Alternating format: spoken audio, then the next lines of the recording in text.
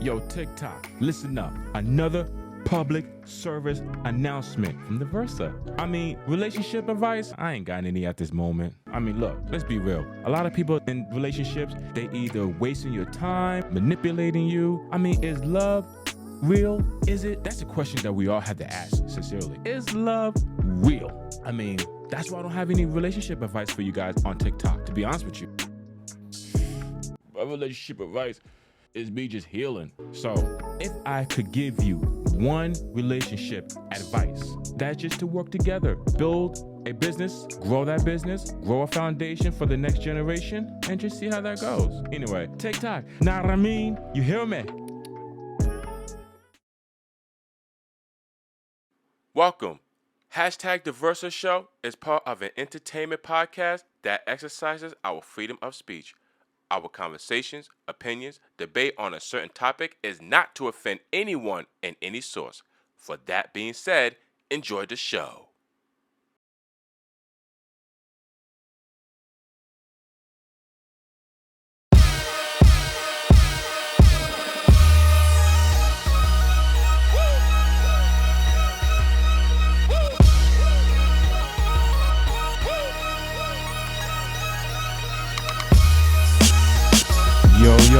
Yo, what's happening, ladies and gentlemen? What is happening? And welcome to another special edition here on #TheVersaShow. And of course, I am your host, the one that you have vote, the GOAT, the Versa.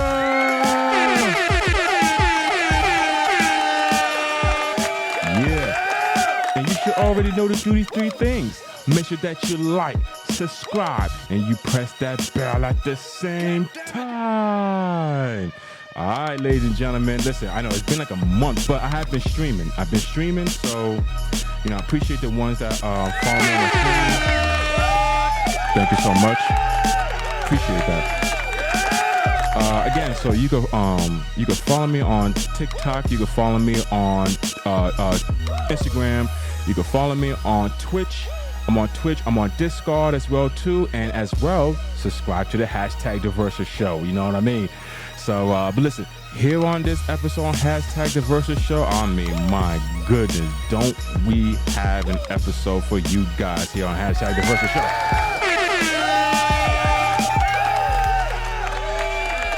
Normally, I would have my cue cards, but this time, I think I got what I need on my brain on what to talk about. And really, to tell you the truth, is it's only about three things. We're going to talk about the Diddy documentary that's on Netflix, which hits #1. We're also going to talk about the WBC on Terence Crawford that has to relinquish his WBC super middleweight championship for sanctions fees. And then the last and not least, man, hold on. I got it. Hold on. The last one was very important. I saw it on Instagram. No, I'll figure it out. But those are the main two things I really be going to get into. You know what I mean? And I promise you this time, I know I said it in the last episode, but this episode is not going to be that long. I promise you that. All right? So let's just sit back, have your drink, or as mostly I would say, have no fear. Grab a beer, say cheers, because the Versa's here. You feel me? So anyway, let's go ahead and let's get into some. We're gonna get into some. We're gonna get into something. My God, listen, I've been sober now for about 24 hours. Yeah. So, it is what it is on that end. You know what I mean? So, but anyway. Ladies and gentlemen, let's go ahead and let's get into some news talk. Ladies and gentlemen. Let's go ahead and get into some news talk. Now, we all know that the Diddy documentary came out on Netflix on December 2nd. 50 Cent and others has produced the Diddy documentary. And a lot of people was like, yo, Versa, like, what do you feel about this whole Diddy documentary? Like what's your feeling on it? What you think about this man Diddy? Like, what's your take on it? And shout out to the ones that ask me questions on Instagram. Not a lot, but you know what? It's the supporters that really matters. The supporters. Now I got it. We're also going to talk about the Stream Award too, about Kai winning his awards, and something that the girl said, which is going to merge into the whole Diddy situation. But so let's go ahead and get to the whole Diddy situation. My God. So the documentary came out on December 2nd on Netflix, and it became the #1 documentary series and plus the #1 watch show on Netflix since the release. #1 in the US, #1 in the UK. Man, it's out of control with this man Diddy, to tell you the truth. It's just unbelievable things to hear about this man and what to really think about this man Diddy. Now, I'm not going to go through the whole entire situations from Diddy, so I just talk about the briefs, all right? And the briefs are, when he first started in this industry, first he was with his manager, well, former manager and former owner of Uptown Records. And my take on Diddy, to tell you the truth, is when I saw the part which Biggie's Interstate has clear up the facts that Biggie didn't pay for his funeral. It was Bad Boy Production or Bad Boy Entertainment that put up the money to pay for Biggie's funeral. But this guy named Kurt is saying that Diddy was the one that said, oh, you know what, we're gonna have a big huge party in Brooklyn. We're gonna celebrate Biggie. And then when he saw how much Biggie's funeral cost, Diddy was like, huh? Nah. He's gonna pay for his own death. And to me, if that's true, I actually thought that I was shady, man. I mean, Biggie Estate says that it's not true. It was paid by the Bad Boys Entertainment. But then you have somebody that's going off record in the documentary talking about, he had to pay for his own funeral. Biggie had to pay for his own funeral. Then there was another scene where Biggie was supposed to go to a European tour, right? But Diddy assisted, and I heard the story before the documentary. I heard the story before that Diddy assisted Biggie to go out to LA to do this tour, the Life After Death tour, when his second album was about to be released. So Biggie's telling his boys and everybody that, yo, listen, I don't really want to go to LA, man. Right now, the heat is blazing. And there's some serious shit going on in LA, and I do not want to go. But Diddy just keep assisting me to go. So Biggie went, and then I think he was only there for 1 or 2 days, and then he got shot outside the nightclub. I did felt like that was Puff's wrongdoing, worst decision. Now a lot of people saying that, oh well, Diddy was the one that associated Pac's and Biggie's death. All right, look, hold up.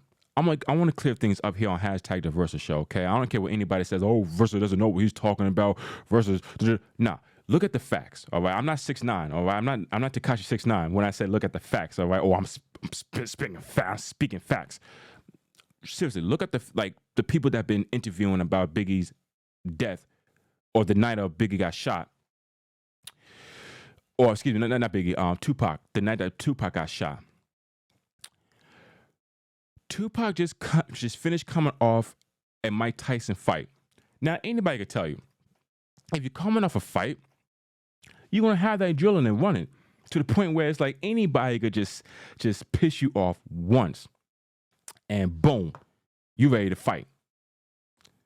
And that's what a Mike Tyson fight does. It just gets to the point where it's like, yo, anybody fucks with me, it's gonna go down. It's gonna happen. So when Tupac was just, being him and stuff like that, the adrenaline is popping. He's, right there by Suge, and then somebody starts, yelling out behind Tupac and Suge, yo, those are the guys that stole the Death Row chain. And it was Orlando Anderson. Do your research. Orlando Anderson, a.k.a. Baby Lane, at the MGM casino. He was just standing right there in the middle, minding his business, ain't doing nothing. Tupac, as an outlaw, figured that he should take it upon himself and just punch Baby Lane, Orlando Anderson. He went over there, he punched Orlando Anderson, and the next you know, the whole Paru mob just jumping on Orlando Anderson. Then you see Pac just start walking away with Suge and stuff. And mind you, too, Suge was also on probation at the time. That's why in 96, 97, he went to jail for violating his probation, okay? Being said that, I don't think Diddy had anything to do with Pac's death. He might have, you know, it might come to a point where he's like, you know, hey, we gotta eliminate this guy. I don't know where, I don't know when. Somehow we got to eliminate this guy. Tupac just not thinking on the situation because, again, you just finished coming off a Mike Tyson fight and you hugging Mike Tyson right after a beautiful knockout from Mike Tyson. Your adrenaline is pumping. It's pumping. Pac wasn't thinking. When he got into that BMW, you know, when he changed his clothes after he went to the hotel and changed his clothes and about to go to the Club 662, Pac noticed, like you can see in the picture, Pac noticed that he fucked up. Look at the picture. Look at his face.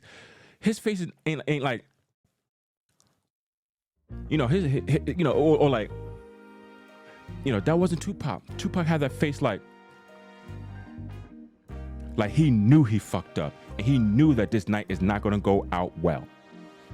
So, I don't even think Suge even got Tupac killed. Nor do I think Suge even got Biggie killed. And I'm going to get to that a little bit later. But as of right now, as we focus on Tupac was shot. Now, this is the part to me where it gets hazy. Like, at first, I felt like it was Orlando Anderson because Keefe D in the profit agreement said that Orlando Anderson was the shooter. To me, which would make sense, you know. Now, it was Terence Brown. He was a driver. Keefe D was in the passenger seat. Behind Terence Brown, T-Bone, was Andre Smith. And next to Andre Smith in the back seat was Orlando Anderson, which he was behind Keefe D in the passenger seat. So where did they get the gun? And again, I got no notes here, nothing like that. No notes, nothing. All from memory. Where did they get the gun? A guy named Zip that was associated with Keefe D and Diddy. Zip hand Keefe D the gun before they went to go find Tupac. So Zip said that, yo, this is your time right now to get this guy. This is your time.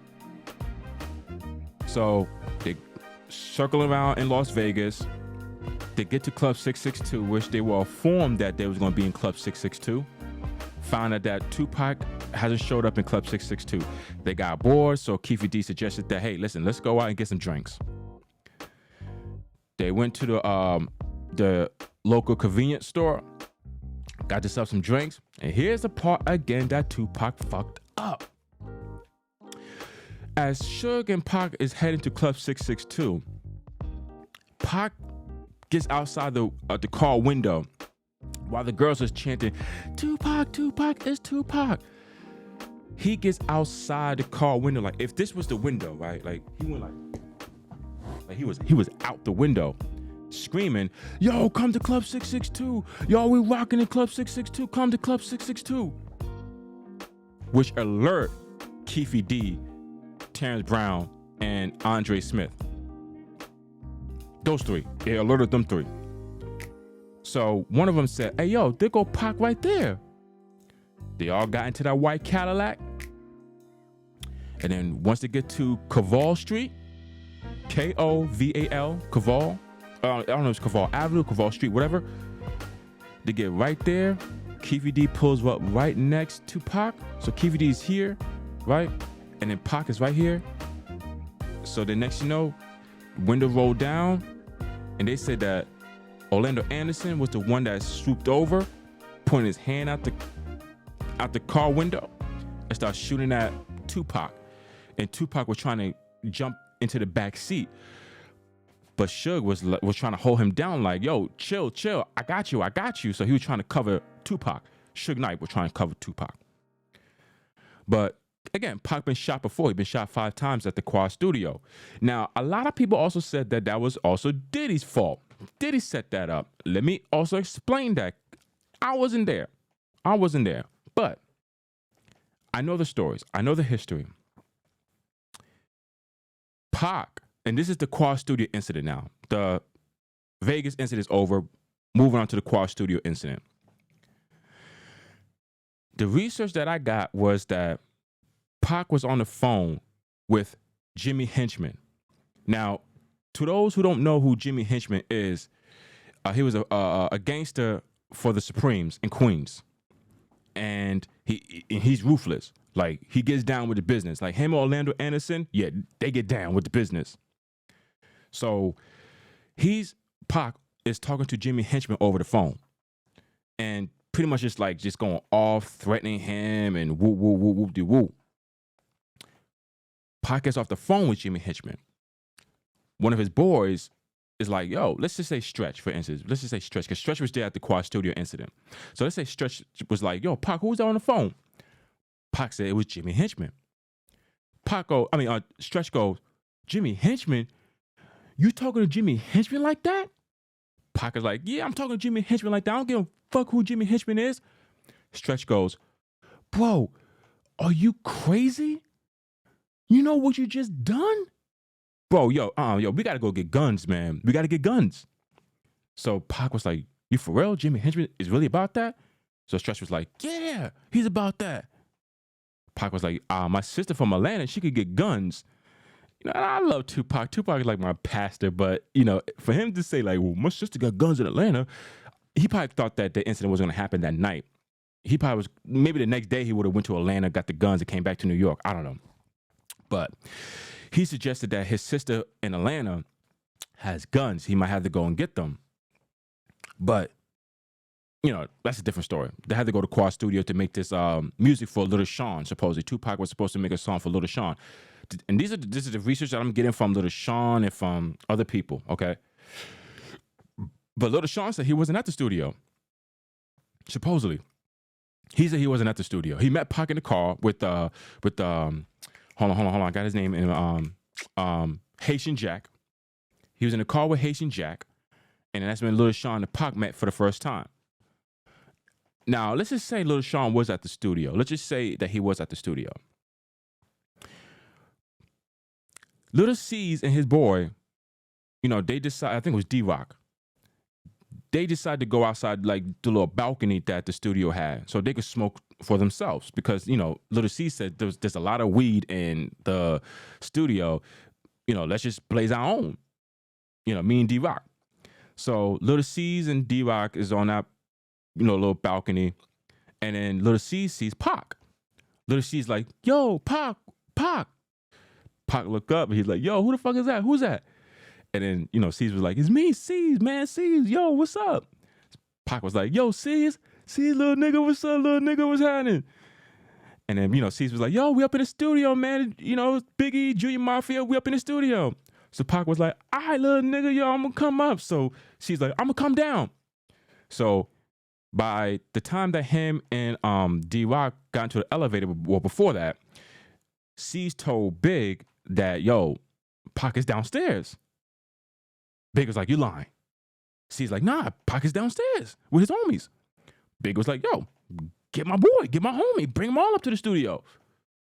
So when C's and D-Rock got into the elevator, going downstairs to the lobby to get Pac, next thing you know, all Little C's and D-Rock saw was, yo, get back in the elevator. Now, Pac was being robbed. So Pac was trying to pull the gun out of his waist, but he shot himself in the groin, or like in the left groin, something like that. Shot himself. Then the shooters shot at Pac.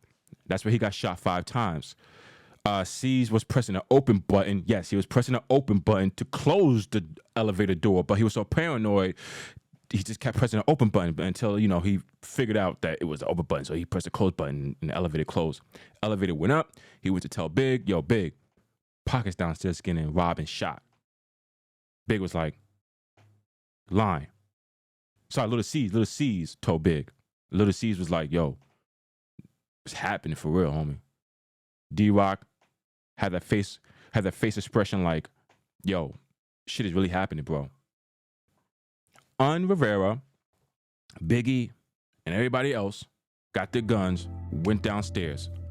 By the time they went downstairs, the cops was already there. Now, where was Diddy? Because Diddy was not at that studio session with Junior Mafia. Diddy was in another studio.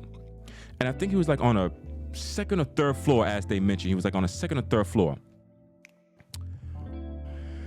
Diddy gets word about what's happening.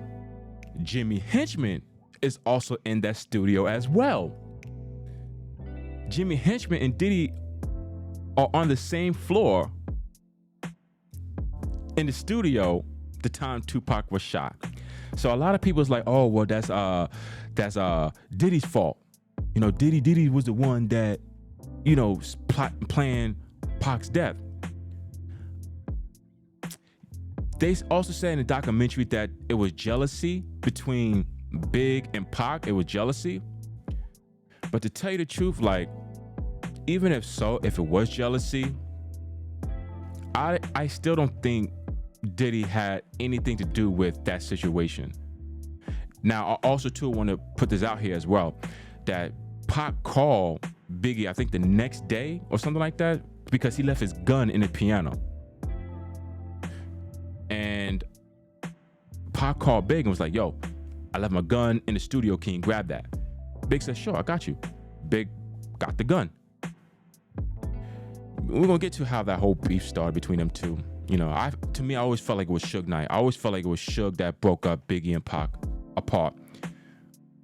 Regardless, the sources might put East versus West Coast.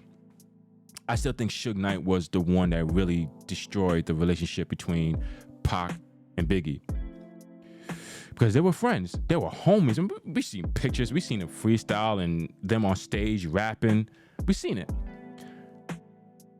But the problem is that when you have somebody that trying to be number one, they would do whatever it takes to get to number one. And that's even if they have to take out your friends or family. So, all this is happening, right? All this is happening. Now, let's get to the part where Diddy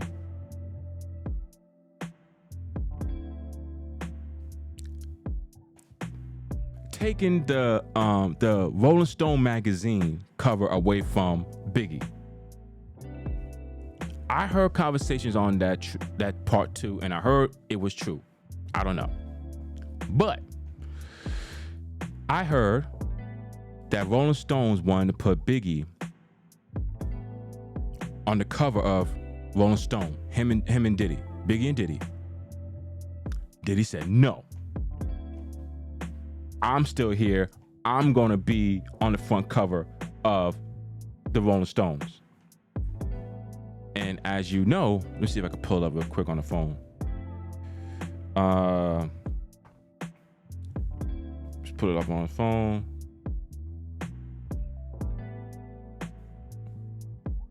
Here we go. Boom. It was this one right here. This one. This picture. That picture right there got Diddy into the Rolling Stone cover, which was supposed to be Biggie at first. Now, the Missing You, right? And I found out from the singer Sting, I found out that he told Diddy that he has to pay him $2,000 a day. Not a week, not a month, a day.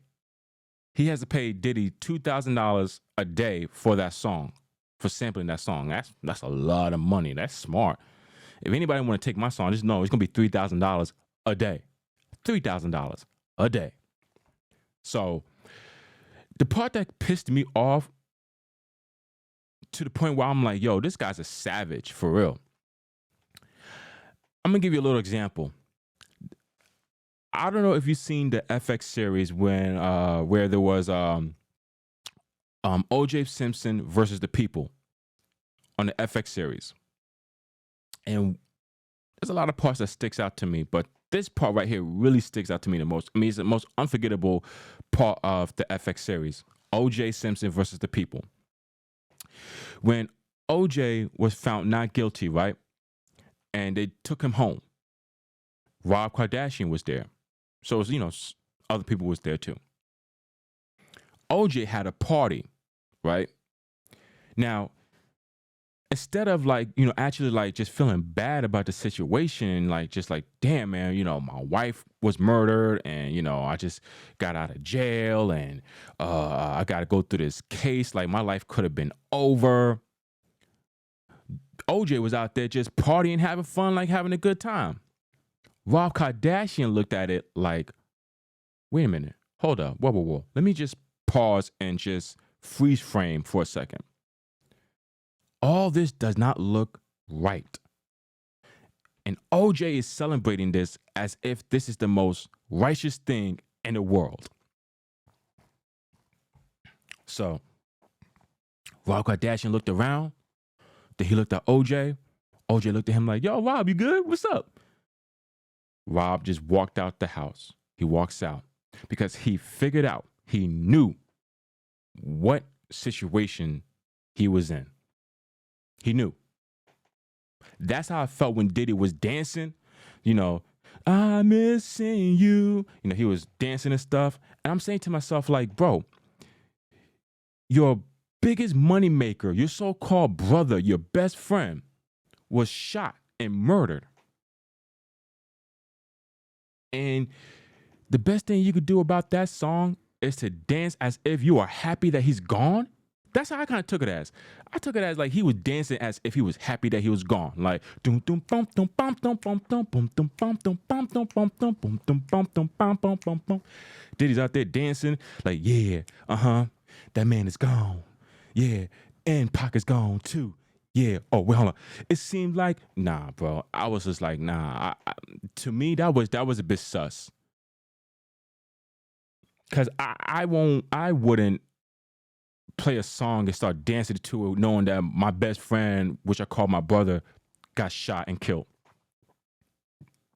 I can't do that. I'll walk on that stage where that song is playing, you know, and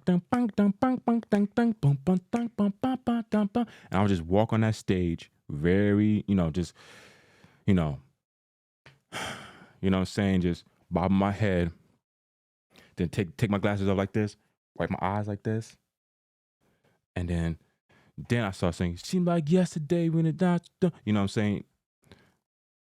That's what I would have done. But Diddy was like, nah, man, I'm gonna go out there, I'm gonna dance, and then I'm gonna just, you know, sing the verse. I thought that was pretty shady. Now, another thing too about a documentary that I was like, this is crazy. He's calling up the people that filed for sexual assault and stuff like that. He's making plans with them, bids with them, and all type of stuff. So, look, I mean, I could go on and have a whole episode because right now I'm at 27 minutes, you know, doing this show.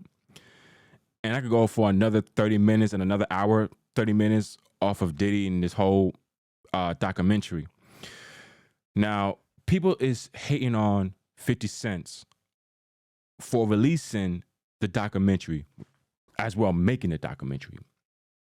And to tell you the truth, why not? Why not?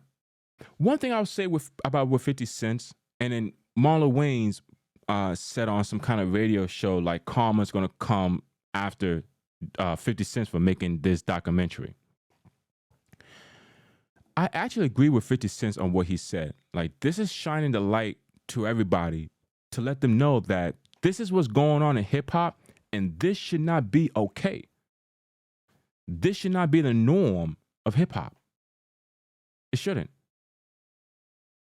So I agree with Diddy on that case. I mean, 50, excuse me, 50 on that case. I agree with 50. It shines the light on what's really happening in hip hop and what should not be tolerated in hip hop. Let's be real. There's some hip hop moguls out there that should be arrested, okay? That got away with some serious murders. But when it comes to the Diddler, I mean, hey, a lot of people say that he is a devil, including with the freak-offs. Okay, so let's get to the freak-offs, right? Now, let's get to the whole Cassie thing. I know a lot of people say, oh, well, you missed with the whole Cassie situation. Do I think Cassie is as guilty as Diddy? Absolutely. She was the ones that hired the escorts. She was the one that had sex with the escorts. She was the one that has the remainings on her body from the escorts to pass it along to Diddy. So yes, she too is as guilty as Diddy. But here's what Diddy fucked up.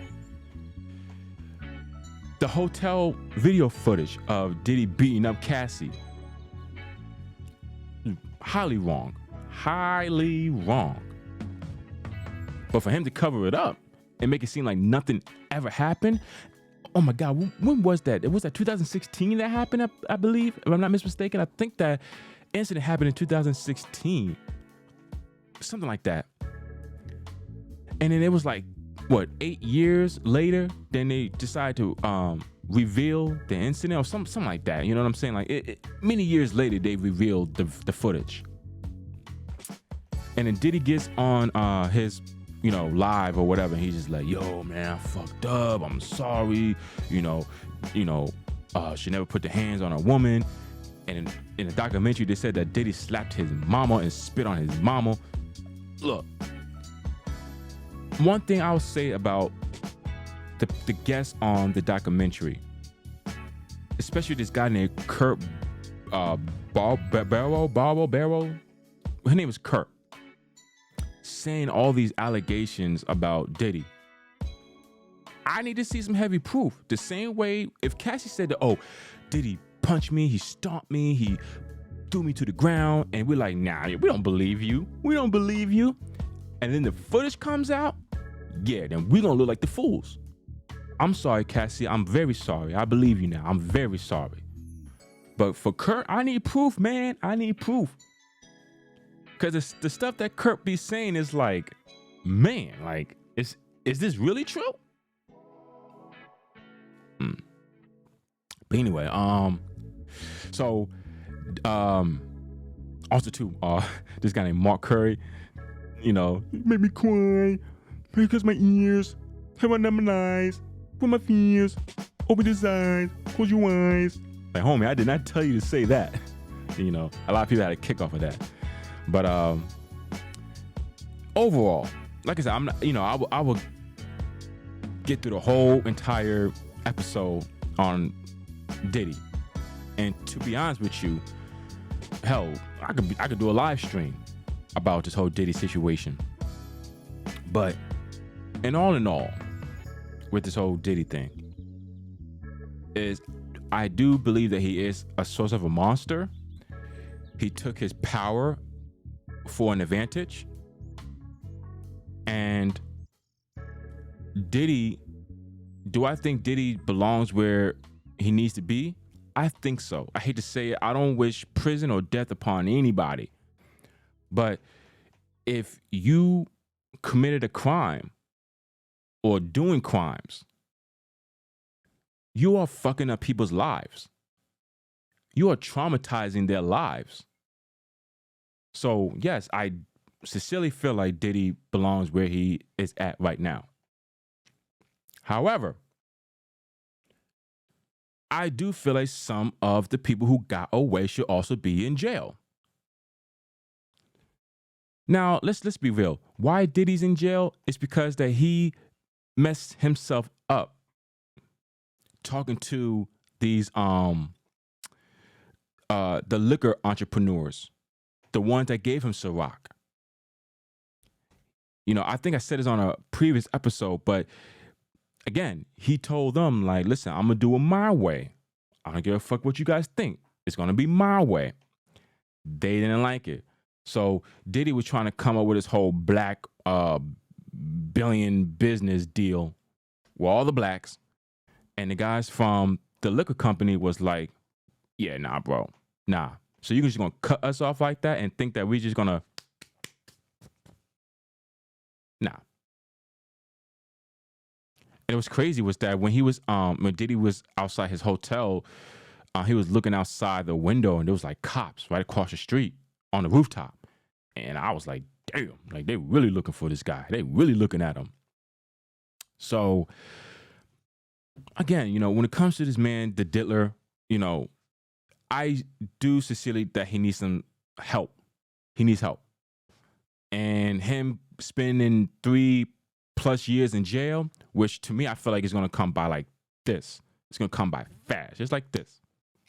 Because, my God, we about, what, 2.5 weeks from the 2026. We're almost to the new year. So, what would Diddy do if he gets out? What's going to happen to him? Will he still be embraced? Or will he be hated? My opinion on it, I think Diddy's career is done. I strongly believe that Diddy's career is over. It's done. There's no reviving it. There's no coming back. After this documentary, it was like, yeah, we ain't gonna be fucking with him like that. We ain't gonna be fucking with him like that. So, but again, like I said, I go like a whole hour off this documentary. I'm already on 35 minutes on this. Maybe the YouTube time is saying something different, but right here on my Rodecaster video, saying I got 35 minutes just talking about this whole Diddy documentary. It's a 4-piece documentary on Netflix. It's a really good documentary. I would like to see it again. I've seen it once, but I'd like to see it again. I'm a big, huge documentary fan. So this was, you know, some people's like, oh, it was well put together. It was okay. It was okay. It's not really like my top 5 documentaries, but you know, it was okay. But listen, if you have the power to do what you feel like you want to do, even if it's a project, my suggestion is really don't hate 50 on it. Don't. Because I actually do agree with him. He is bringing light to hip hop. Because it's like, you know, you got these new artists coming out, and then when they come out to the game, they expecting to see success, but on the other side, they start to see like, oh, man, this could build some trauma in my life. So that was Diddy. Diddy was the type of person that will add trauma into your life. So, but I don't hate 50 at all. I feel like 50 really did put a light on hip hop, especially on the most powerfulest hip hop mogul in hip hop world ever. I mean, Diddy, I think Diddy was probably number 1. I would say Diddy's number 1 when it comes to this whole hip hop mogul. The truth being, it would have been Suge, but Suge fucked himself up like a dumbass. But yes, I'm just calling him a dumbass, a $350 million hip hop mogul. I'm calling him a dumbass because he kicked Baby Lane, which fucked up his whole probation, got him sent back to jail. And then Death Row, when he came out, Death Row was literally on a string, just waiting for that person to fall. And that's exactly what happened. To me, who stands on top right now on the hip hop mogul list, hands down, is Master P and Birdman. They're tied. They are tied. Those are the 2 main hip hop moguls right now that stands on top of the hill. Birdman and Master P. Them 2. There's not 1, there's 2. Because Cash Money Records are still going. No Limit, like it or not, believe it or not, it's still going. Oh, I'm sorry, excuse me. I got to put Snoop Dogg. So there's 3. Snoop Dogg, because he revived Death Row Records. But no, fuck it. Mainly it's really 2. I put Snoop as number 3. But it's really Birdman, Master P, and Snoop Dogg. Those are the guys right now that they are really just, hanging by the thread as hip hop moguls. Diddy was number 1. He fell right off the list. So, but again, I won't hate on 50 Cent on it. I will not hate on 50 Cent. And if anything, I applaud 50 Cent for actually shining light on the devastating stuff that be going on in hip hop. Because we don't know what's going on behind closed doors, right? Kendrick Lamar over here calling Drake a you know what? So it's like, is it true? But anyway, so with this, I'm like 40 minutes with this whole Diddy situation. My goodness, thanks Diddy.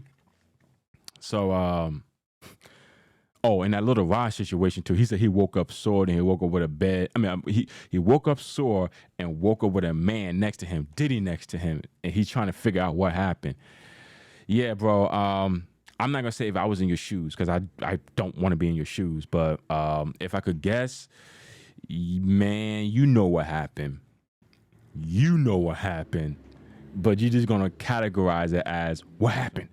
Anyway, because we're going to switch things up, all right? So let's go ahead and get to some sports talk, ladies and gentlemen. Let's get into some sports talk, all right? Like I said, I'm so sorry. We're just going to have to deal with the TV, it's off from the back right now, pause. But so Terence Crawford did not pay his sanction fee of $300,000, right? And I believe it was another additional $150,000 for something else. So it was a $300,000 sanction fee and another $150K. And Terence Crawford if he doesn't pay the sanction fees, then he will be stripped from the super middleweight championship. Terence Crawford was like, well, fuck it, take the belt, take it. And I agree with him, to tell you the truth. I'm with him on that. Like, just take the title. And Floyd Mayweather, he kind of like, gave us game in a sense of like, this is how it works when it comes to sanction funds. When you win the world title, you have to pay a sanction fee. And one thing Floyd Mayweather said too, which I agree with him on, is that there's too many belts in the boxing world. You have the IF, no, is it the IF? No, the IB is a IFB, I think, IFB or IBO, something like that. Then you have the WBO, the WBC, and of course you have the Ring Magazine Championship and this other championship. And then Floyd Mayweather explained, like, look, you having all these championships, you are limiting some of these boxers, and giving all these what you think is these top-notch boxers rewards. Because that's pretty much what the WBC, that title that he won, that's what it pretty much was. It was an award. What's funny was that, once upon a time, I wanted to get into the boxing industry because I was a huge fan of Mike Tyson and Muhammad Ali, and Floyd Mayweather and such others. But now finding this out, like, this is what boxing is doing as well. Like, you got to pay sanction fees like that, $300,000 plus an additional $150,000. And then Oscar de la Hoya, he comes out on his stream platform and start bashing Terence Crawford. Oscar, I know you don't look at my podcast, and even if you do, you might be like, oh, well, look at you, look where I'm at. A guy that wears thongs and sleeps in bed with a man, all right? Who are you to tell Terence Crawford, like, pretty much, I'm just paraphrasing what he's saying, but pretty much what he's saying is like, you're not a true champion if you don't pay your sanctions fees. You're not a true champion if you don't. I think that's bullshit. I mean, I love the UFC, but never ever once did I ever heard Dana White ever say, oh, well, we had to strip John Jones for the World Heavyweight title because he refused to pay the sanction fees, so he's now stripped for the UFC Heavyweight Championship of the world. I never, ever, ever heard Dana White once talked about his fighters paying sanction fees. It was even more amazing is, if anything, Dana White talks about him paying his fighters extra money for fight of the night, knockout of the night, submissions of the night. Like, he pays them extra. Excuse me. So, tell you the truth, this whole sanction fees thing, I think it's bullshit. I think it's bullshit. Now, if the sanction fees was $150, okay, cool. But $300,000, and then on top of that, $150,000, and that belt is literally just a trophy. It's a trophy. That's all it is. It's a trophy. To the point where I was like, man, I wanted to become a boxer. Thank God I'm not a boxer, because you be wasting some pretty good money. Yes, you are wasting pretty good money. Sanction fees for $300,000 for sanction fees. Really? $300,000. I don't mind about the sanction part, but just the price on it, $300,000. That's high, if you ask me. I feel like the WBC was acting greedy. If Canelo would have beat Crawford for that title, I wonder if Canelo would have to pay $300,000. To be honest with you, I don't think we would have heard a word if Canelo beat Crawford. I don't think we would have heard a single word. But since it's Terence Crawford, right, whipping feet, he has to pay a $300,000 in sanction fee. Nah, man, I ain't with that. That's bullshit. Straight bullshit. So, Terence Crawford, you did the right thing. You did the right thing by giving them back the title. And if I was you, I would take all the money that you have invested in or saved up, and I would start my own boxing organization. That's what I would do. Now, it's going to be tough because, you know, these are some high-end boxing organization. But fuck it. Just do your own. It was the same way I told somebody who got fired. Man, I forgot who. Jimmy Kimmel. That's Jimmy Kimmel.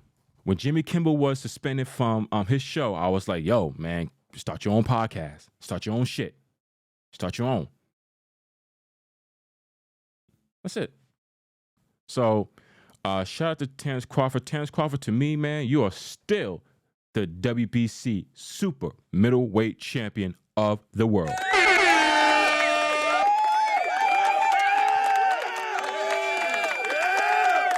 I'm Terence Crawford, whipping feet. Haters ass motherfuckers. All right, real short and quick. Let's go ahead and get into some vibe talk, ladies and gentlemen. Let's go ahead and get into some vibe talk real quickly.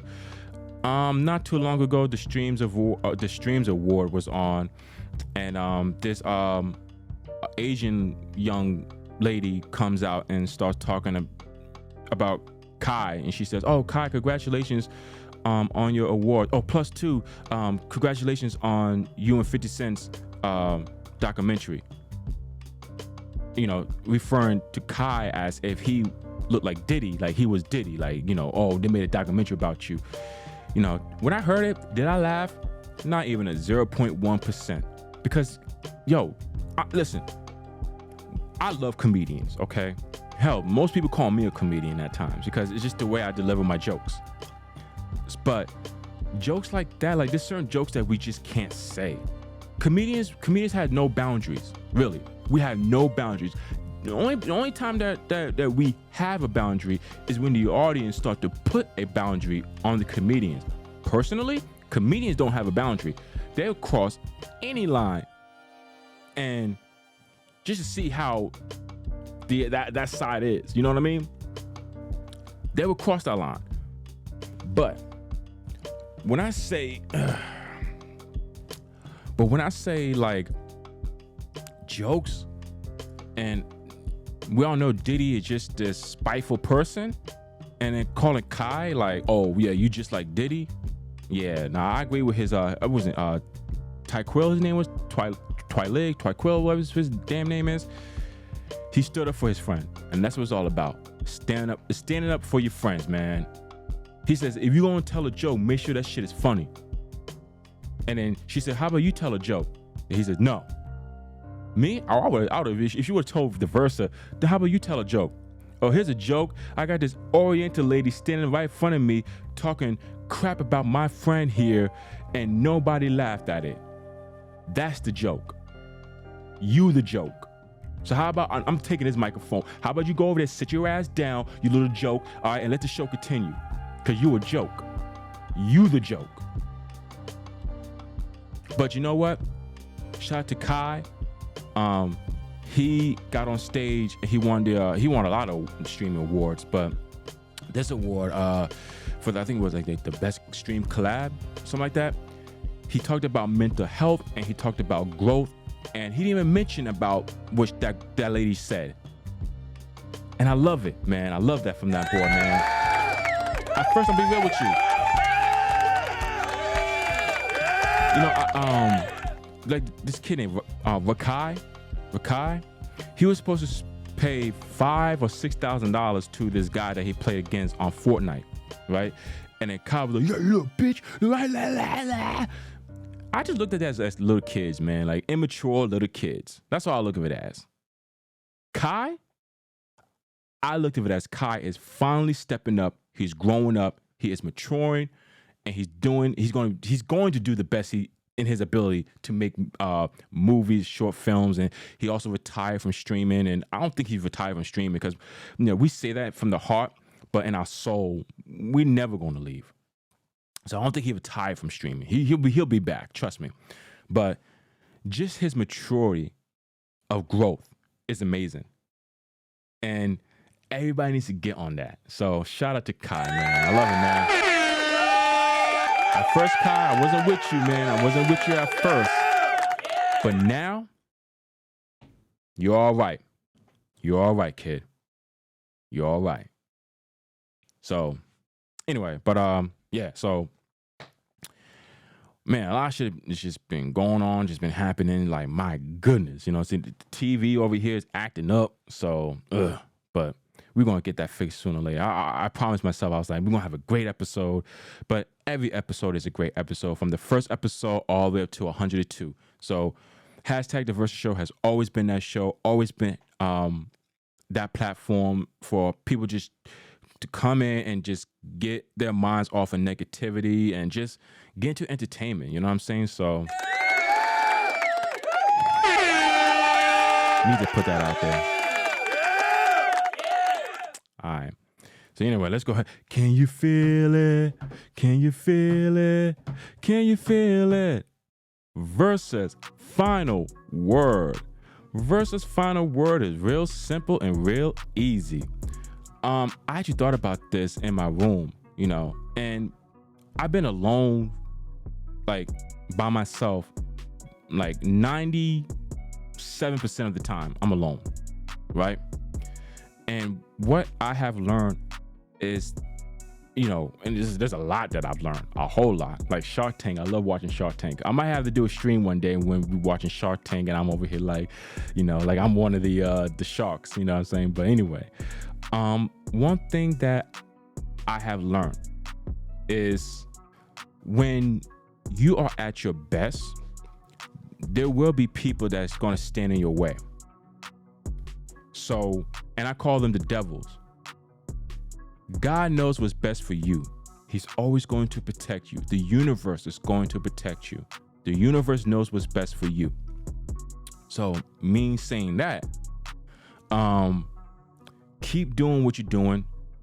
And if the devil's in the way, let the devil have his fun. Because eventually, you're going to have your time.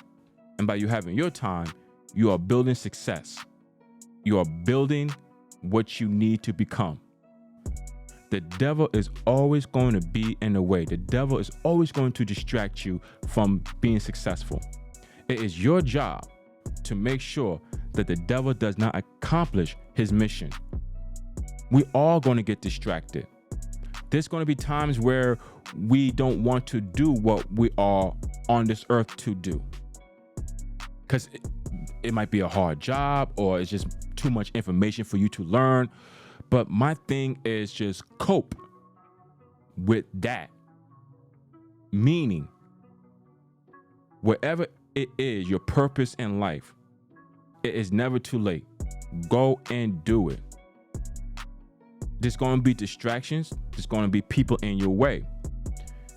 It is your choice to get them out the way or to start a problem. But never get pissed off and never feel horrible on a situation that you can't control. Feel that way on situations that you can control. What you can't control is out your jurisdiction. What you can control is in your jurisdiction. So whatever you can't control, let it go. What you can control, build it to success. Okay? Build it to success. The devil is always going to be in the way to distract you from your success. The devil doesn't want you to be successful. But you know who does want you to be successful? God. God wants you to be successful. So, I know there's times that you want to just lay in bed and just watch TV or be on your phone at times looking through short videos, but you know your purpose. You know it. Just go and do it. When I tell you sometimes, like, listen, just make some shorts, do some streaming, send out a video of you playing video games. It's because I want you to get to your destination. I want you to walk to your destination. Because if you run, you're going to get tired. I want you to walk, my young man. Walk to your destination. Don't let distraction get to you. Most importantly, you're the chosen one. You're the one. God made you his favorite for a reason. So if the devil's in the way, you know exactly what to do. Because you know why? God gave you the dose on what to do. So, thank you, God. Thank you, my Lord and Savior Jesus. Thank you, Versa. Thank you. Because I have distractions that came across my way. I have people that doesn't want me to be successful. But you know who does? God and the Versa. So, just remember, you're the chosen one. Ain't nobody could take you down. Nobody.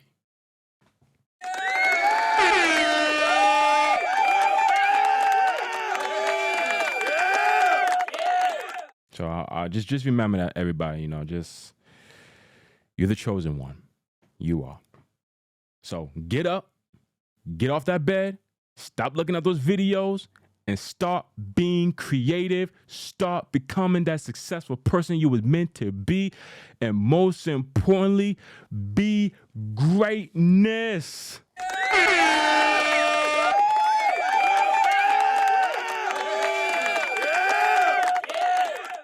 You know who you are. And I'm proud of you.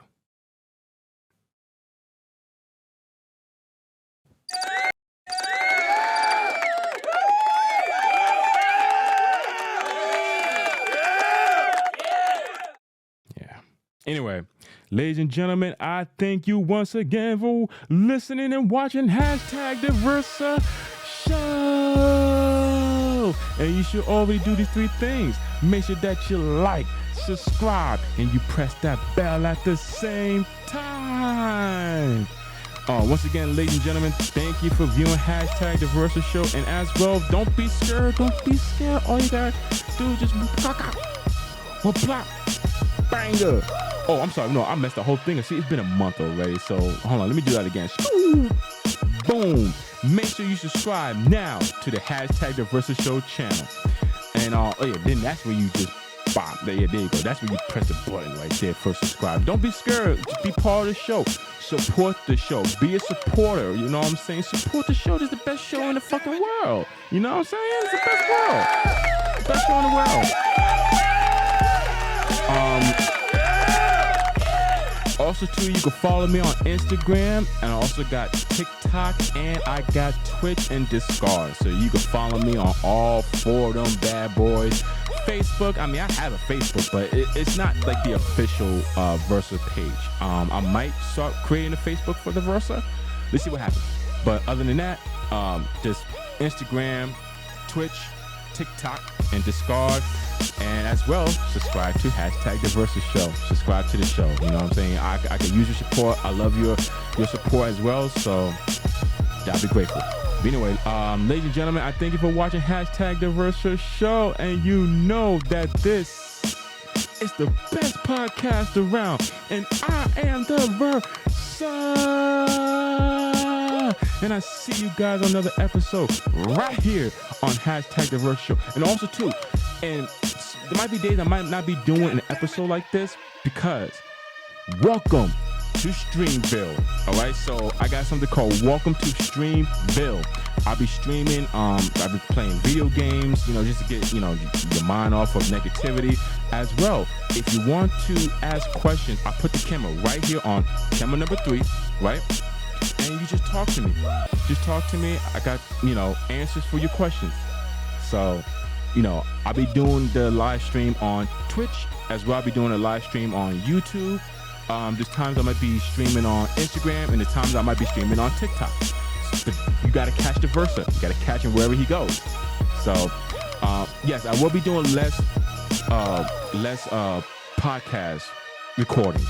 It will be less of this, but more on the Welcome to Streamville. So make sure that you view Welcome to Streamville as well.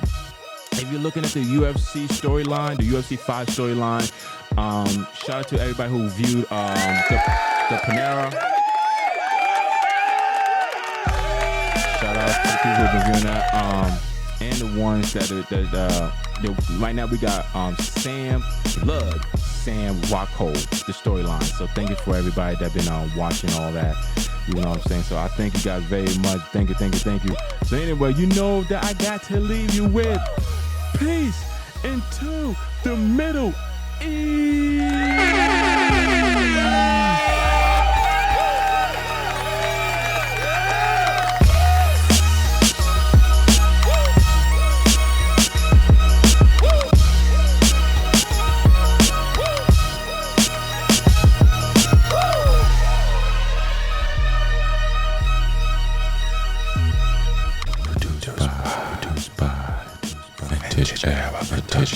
Productions.